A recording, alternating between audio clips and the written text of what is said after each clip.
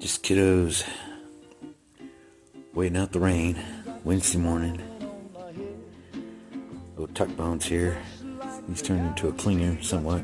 He won't hit the mat. I'm not sure why.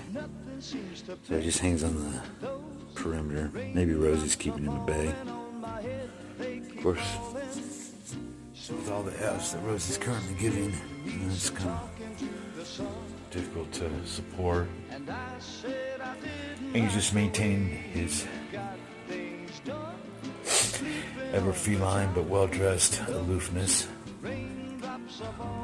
while struggling with the needs of companionship.